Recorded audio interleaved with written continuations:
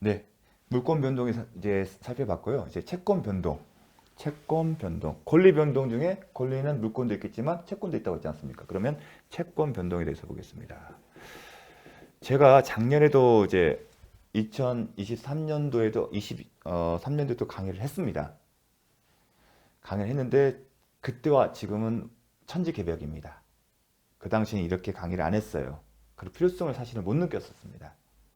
그런데 34의 시험을 보고 나서 아, 이렇게 하면 안 되겠구나 싶어서 새롭게 준비를 하고 있습니다. 그만큼 저도 노력을 할 수밖에 없겠죠. 자, 그래서 권리 변동인데 물권 변동 살펴봤고 이제 주소가 어디죠? 채권 변동. 그럼 채권 변동도 득실 변경이 있겠죠.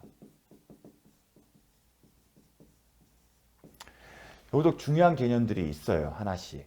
일단 상실, 소멸부터 볼게요. 특징. 이제 시험 범위는 아닌데 개념 정도는 아셔야 돼요. 뭐냐면 채권과 채권과 기속 주체가 있겠죠. 채권을 갖고 있는 사람. 아까 소유권 이해등 채권은 매수인이 갖고 있잖아요. 그런 개념을 생각하시면 됩니다. 채권과 채무의 기속 주체가 동일한 경우. 처음부터 그런 일 없습니다. 어떠한 원인으로 인해서 채권자가 채무까지도 갖게 되는 경우. 그렇게 되면 채권은 혼동으로 소멸하는 게 원칙이다. 요거 하나 개념을 아십시오. 소멸 사유에 독특한 겁니다. 채권 소멸의 사유에서 하나가 기억할 게 혼동. 뭐냐면 동일인에게 채권과 채무가 기속이 된 겁니다. 즉 제가 채권도 갖고 동시에 채무 갖고 있습니다. 그러면 채권 채무자가 지금 당사자가 대립된 게 아니라 저한테만 있잖아요. 그래서 혼동으로 소멸한다는 겁니다. 다만 이러한 채권들이 제3자의 목적이 될 때는 그렇지 않습니다. 소멸되지 않습니다. 거기까지는 아실 필요는 없고 이 혼동 개념 이게 나중에 무권대리인이 본인의 지위를 상속했거나 아니면 본인이 무권대리 지위를 상속했을 때 이 혼동이라는 개념이 나오기 시작합니다. 아, 이런 개념이구나. 그래서 그거 하나 아시고요. 그 다음에 변경. 변경 개념도 참 중요합니다. 시험과 상관이 없지만 나중에 시험을 동시에 항변권의 관계나 유치권 행사할 때 얼핏 언급이 돼요. 무슨 얘기냐면 계약이 항상 우리가 계약이잖아요. 계약이 기초하게 되면 항상 나중에 계약법에서 배웁니다. 채무불이라는 게 생겨요. 채무불이행. 채무불이행의 종류에는 이행지체가 있고 이행불능이 있습니다. 불완전 이행 기타도 있지만 우리는 이행지체와 이행불능이 있습니다. 그 효과가 있는데 계약 해제권도 있고 손해배상 청구권이 있습니다. 손해배상. 채무불이행에 대한 손해배상이라는 개념에 이제 익숙해져야 합니다. 어느 순간에 되면. 계약이 되면 계약 파트에 가게 되면 특히 쌍무계약이거든요. 저희는 동시항변권, 이혼 부담의 법리, 채무불이행에 대한 손해배상 청구권, 계약 해제권. 근데 계약 해제권은 해제권과 행사를 하더라도 손해배상 청구권의 행사 영향이 없다. 계약 해제권을 행사하지 않더라도 손해배상 청구권을 행사할 수 있습니다. 이런 논점이 있는데 이 채무불이행에 처한 손해배상 청구권에 있을 때 이 채무는 변경에 해당합니다. 양쪽으로 확대되거나 아니면 본래 급부에 가름해서 변합니다. 그래서 동일성을 유지하면서 변경된다. 손해배상. 그게 하나입니다. 포인트는 동일성에 채권의 변동인데 손해배상 청구권 같은 경우는 동일성이 유지된다는 전제에서 합니다. 그게 하나의 핵심 포인트입니다. 이 자체 시험은 내지는 않지만 나중에 이게 유력을 발할 겁니다. 이 개념을. 아, 동일성에서 변경이 된 거구나. 어떤 경우는 양적으로 확정되고 어떤 경우는 질적으로 바뀌는 겁니다. 근데 포인트는 동일성이다. 달라지는 게 아닙니다. 동일성이 있다는 것. 그 개념이 동시행 관계나 이혼 부담 법률에 그대로 적용된다는 겁니다. 그게 중요한 개념입니다. 기억하십시오. 변경 배웠습니다. 그러면 취득. 취득 같은 경우 매매 계약을 예로 들겠습니다. 이제 실과 소멸과 변경을 배웠으니까 취득. 취득에서 뭘 하냐면 매매약을 됐을 때 매도인이 있을 거고요. 매수인이 있어요. 매수인은 매도인에서 어떤 권리가 있죠? 채권이 소유권, 이전, 등기, 청구권 이건 채권이죠. 반대로 근데 요거는 지울게요. 대신에 매도인은 매수인에 대해서 뭐가 있죠? 매매대금 지급 청구권이라는 채권을 갖고 있습니다. 이게 채권이에요. 이행을 청구하는 거죠. 돈 주세요. 매매대금 주세요. 이게 채권이잖아요. 이 채권은 기본적으로 양도성이 있어요. 넘길 수가 있어요. 근데 이게 지금 채권 양도계약이거든요. 근데 시험 범위는 아니에요. 시험 범위는 아니지만 34에서도 지문이 출제됐습니다. 그건 사실 틀리라는 거예요. 이 관련된 지문이 2개가 나왔어요. 그래서 그게 나머지 18문제 중에 있어요. 해당됐습니다. 22개가 아니라 18문제 중에 채권 양도 개념. 그래서 근데 간혹가다 나오기 때문에 아셔야 할 겁니다. 이 채권은 양도성이 있어요. 다만 합의에 있어. 기본적으로 민법에 나오는 재산권 다 양도성이 있어요. 이제 임차권 같은 경우도 양도성이 있는데 다만 임대인의 승낙을 동의를 받아야 돼요. 왜냐하면 임대차 계약에서는 임차인이 누군지는 임대인 측 입장에서는 신뢰관계가 중요하기 때문에 임차인이 누구인지 중요하기 때문에 그렇습니다. 그럼 특별한 이유가 있는 경우 마찬가지로 기본의 양도성이 있지만 그 채권이 갖고 있는 성질, 약간 임차권처럼 성질상 제한이 되는 경우도 있고요.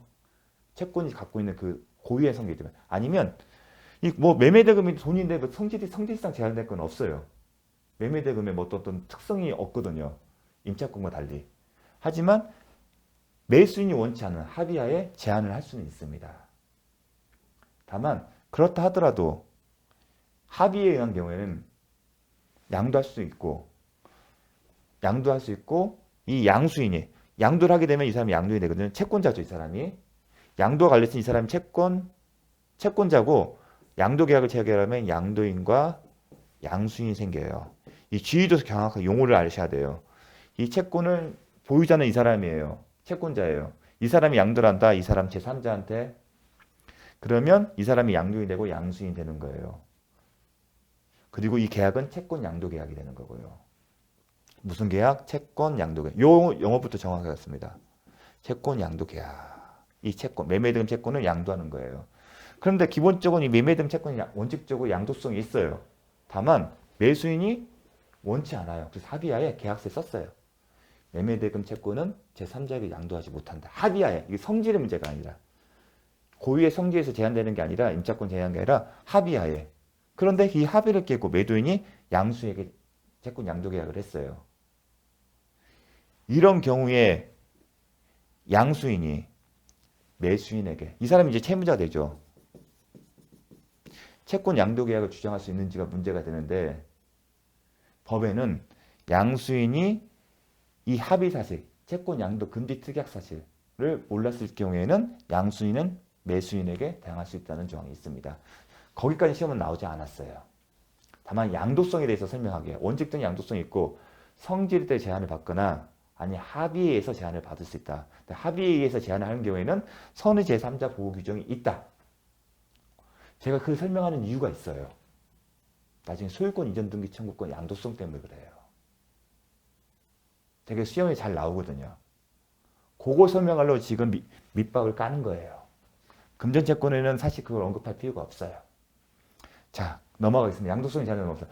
양도할 수 있어요. 양도의 방법은 채권자인 매도인이 제3자와 채권 양도 계약을 체결하는 거예요. 그럼 채권 양도란 게 뭘까요? 매도인이 매수인에 가지고 있는 채권이잖아요. 그 채권을 누구한테 준다? 양수인에게 동일성을 유지하면서 항상 채권 양도는 그 앞에 붙는 게 중요해요. 동일성. 항상 채권할 때 제가 강조할 게 있습니다. 동일성 유지한다. 그럼 기억을 하셔야 합니다. 동일성을 유지하면서 양수인에게 이전돼요. 그럼 주체가 바뀌는 거죠. 이 채권의 주체가 누굽니까? 양도계약이 체결되면 매도인이 아니라 이 채권이 양수인에게 기속이 되는 거예요.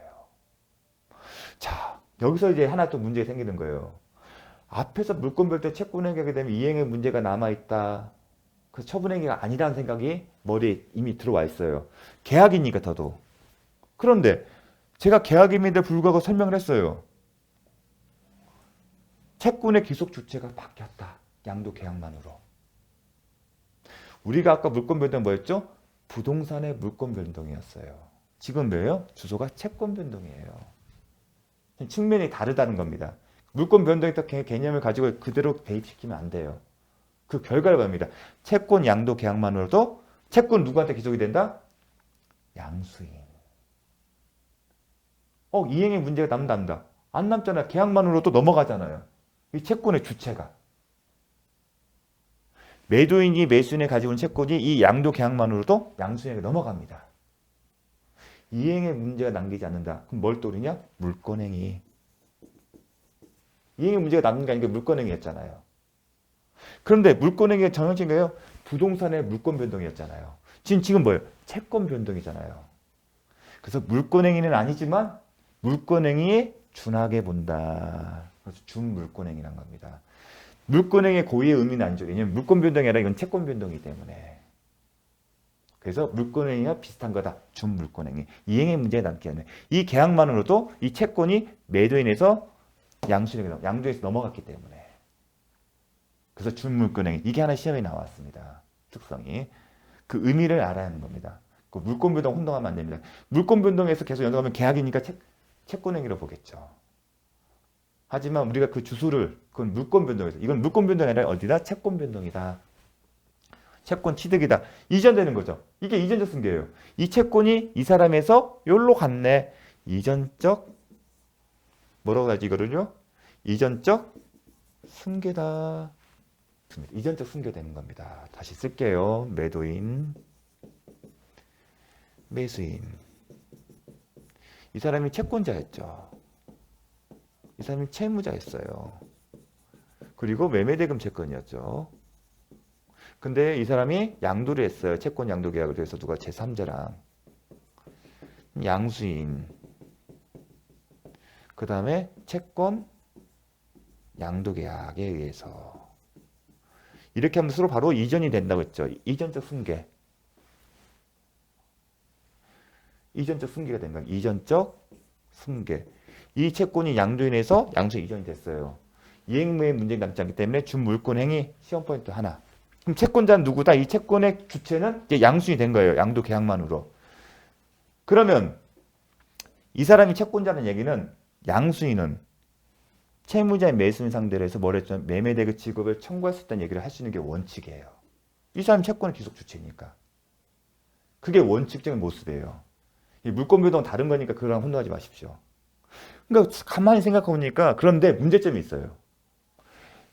매수인, 채무자 입장에서 갑자기 양수인이 나오면 아무 뜬금없이 양수인이 나와서 내가 채권자니까 나한테 돈을 주세요 하게 되면 이 사람이 그냥 줄까요? 왜냐하면 이런 채권 변동 강제 과정이 뭐 등기부처럼 공시되지는 않지 않습니까? 그러니까 채무자 입장에서는 이 사람 진짜 채권자 맞는지를 알 수가 없다는 겁니다. 만약에 이 사람이 순진해서 덜컥 이 사람한테 주장하니까 그래요? 돈을 주겠는데 어느 날 갑자기 이 사람이 나타나서 돈 주세요. 뭐야 이 사람이 나타나서 자기가 채권자로서 나 돈 줬는데 왜 너지? 무슨 소리야? 내가 채권자야. 그런 일이 발생하겠죠. 그래서 법에서는 이런 어떤 채무자를 보호하기 위해서 야 양수는 네가 채권자가 많지만 일정한 요건을 갖춰야만이 뭐라고요? 채권 양도 계약에서 네가 채권에 보유하게 됐지만 주체 채권자가 된 건 맞지만 인정하겠지만 네가 이 사람에 대해서 네 권리를 행사하려면 요건을 갖춰. 어떤 요건이요? 채권 양도 통지. 양도를 통지하거나 아니면 채무자의 승낙. 채무자의 승낙이 있어야만이 대항할 수 있다. 일정한 요건을 갖추면 대항할 수 있다. 그게 부점이 뭐냐면 양도 계약으로 네가 채권자인 거 맞지만 요 요건 통지를 하거나 아니면 승낙을 갖춰야만이 양수인 네가 채무자에 대해서 매매대금 지급 청구를 얘기할 수 있고 채무자는 그걸 거절하지 못한다는 겁니다. 그러면 채무자 승낙은 당연하죠. 승낙을 했으니까. 양도 사실을 알았으니까 승낙을 한 거 아니에요. 그러면 당연히 이 사람은 이 사람에 대해서 돈 달라 얘기할 수 있고 이 사람은 거절을 못 하겠죠. 채권 양도 통지는 누가 해야 할까요? 채권 양도를 하게 되면 이 채권이 이전되는 거고 이 사람이 채권자가 이제 더 이상 아니고 이 사람이 채권자가 된다는 얘기죠.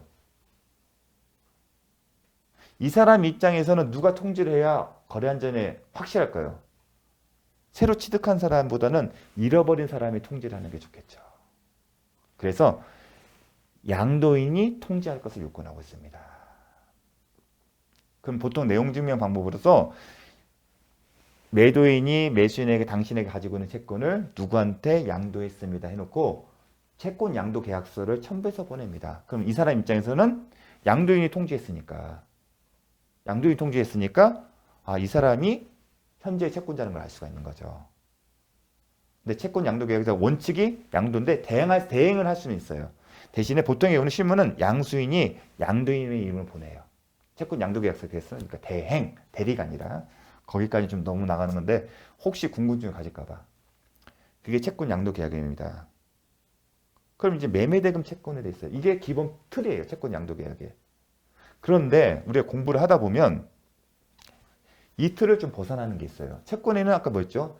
매도인과 매수인에서 매도인이 매수인이 금전채권을 갖고 있죠. 매매대금 채권. 반대로 매수인은 매도인이 뭐 어떤 게 있죠? 이제 매수인을 기준으로 해서 매도인 상대로 해서 어떤 권리를 갖고 있어요? 소유권, 이전, 등기, 청구권을 갖고 있잖아요. 이게 뭐예요? 채권이에요. 그 기본적으로 채권은 양도성이 있어요. 그러면 매수인은 채권 양도 계약자 앞에 배웠던 그 원칙에 따라서 양도할 수 있지 않을까 생각을 고민하기 시작합니다. 실제로도 그런 게 발생했어요. 근데 뭐가 뭐냐면 미등기 전매를 사실상 하게 되는 거예요. 종전에 말했던 채권 양도, 금전채권 양도 계약처럼 단순히 양도인의 통지만으로도 이 소유권 이전 등기 청구권, 이 채권의 양도가 가능하다면 어떤 일이 있으면 미등기 전매가 이루어지는 거예요. 그런데 여러분 향후에 배울 부동산 실권이자 등기법 이런 미등기 전매를 막고 있어요. 특히 특별조치법. 이건 투기를 조장하기 때문에 미등기 전매를 막고 있습니다. 그걸 사실상 우회하게 되는 결과가 되는 거예요. 원칙적인 채권 양도야. 그래서 대법원 판례는 매매 계약을, 근데 우리가 지금 매매 계약을 전제로 한 거죠. 매매 계약 전제를 하고 있습니다. 말씀드렸습니다. 매매 계약을 전제하는 소유권 이전 등기 청구권은 채권인 거 분명해요. 다만 이거 양도성을 제한시키고 있어요. 양도성 제한 어떻게 됐죠? 성질에 의해서 또는 합의에서 제한을 할 수 있다. 이건 합의에 의한 제한이라 성질에 의한 제한이다. 매매 계약에 의한 정확히 매매 계약에 의한 소유권 이전 등기 청구권은 성질에 의해서 제한이 된다. 그런다고 제한된다는 게 아예 못한다는 얘기는 아니에요. 기존의 채권 양도 계약 방식으로 하는 게 아니라 매수인, 매도인, 양수에 관한 합의에 의해서만 가능하다. 기존의 금전채권 채권 양도 방식으로는 안 된다는 겁니다. 근데 그게 하나의 포인트입니다. 그건 어디에 관련하냐면 이 소유권 채권 양도가 합의에 의해서 3자 간의 합의에서 내는 결국은 중간 생략 등기 합의랑 동등하게 취급하는 겁니다. 그래서 이 부분 나중에 또 배울 겁니다. 아, 이런 게 있구나. 기본을 배워야 이게 특징을 알고 그래서 이게 출제가 되는 겁니다. 아, 채권이가 양도면 채토 양도에서 할 수 있는 거 아닐까? 그럼 통지만으로 가능하지 않을까? 그게 아니라는 겁니다. 그건 결국은 그 배경은 뭐냐면 미등기 전매를 허용하지 않겠다는 겁니다. 그래서 해당 파트에서 배울 겁니다. 근데 또 비교할 게 뭐냐면 이건 매매계약에 의한 소유권 이전 등기 청구권이요. 그게 논거가 뭐냐면 매매계약 신뢰관계를 언급해요. 신뢰성이 있기 때문에 합의가 필요한다. 그런 논리가 필요한데 또 비교할 게 뭐냐면 점유 취득 시효 완성을 원인하게 되면 소유권 이전 등기 청구권도 발생해요. 소유권 이전 등기 발생원이 지금은 매매계약이지만 나중에 물권법 가면 취득 시효 완성으로 점유 취득 시효 완성으로 소유권 이전 등기 청구권을 갖는 경우가 있습니다. 비교할 게 이건 매매계약에 기초한 소유권 이전 등기 청구권입니다. 비교할 게 점유 취득 시효 완성을 원인으로 한 소유권 이전 등기 청구권. 근데 점유 취득 시효는 발생 요건이 일정 기간 소유 의사로 점유하고 있는 거예요. 그 소유자와 어떤 연대관계, 신뢰관계도 형성이 안 돼 있어요. 제가 말했죠. 이게 그 이론적 배경은 그 배경 미등기 전매 금지지만 취득시 완성으로 원인이나 소유권 이전 등기 전 미등기 전매를 고려할 필요가 없어요. 이건 매매니까 그러네요. 그리고 신뢰관계가 매매 계약은 중요하죠. 사람과 사람의 계약이니까. 근데 전매 취득시 완성 원인이나 소유권 이전 등기 청구는 소유자와 어떤 관계 신뢰관계 형성될 여지가 없어요. 개입될 여지가 없다는 겁니다.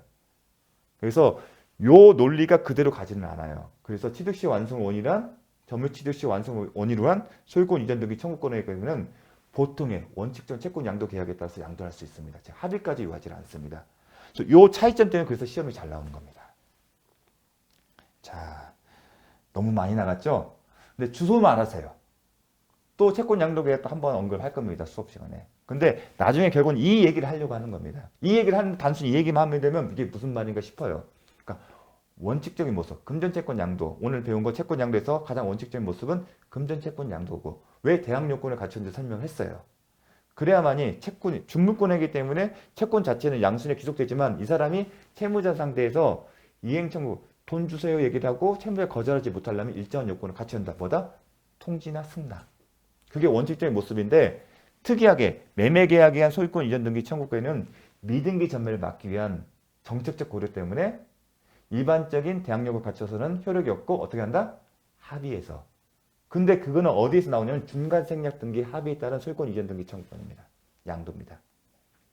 양도가 아니죠. 사실상 그 비슷한 겁니다. 중간생략 등기 합의에서 직접 할 수 있는 그거랑 이제 일맥상통한 겁니다. 그걸 비교할 게 취득시 완성 원인이나 소유권 이전 등기 청구는 통상의 채권 양도의 방법을 하면 된다. 즉 양도계약 체결해서 넘기고 나서 통지만 하거나 아니면 승낙만 받으면 됩니다.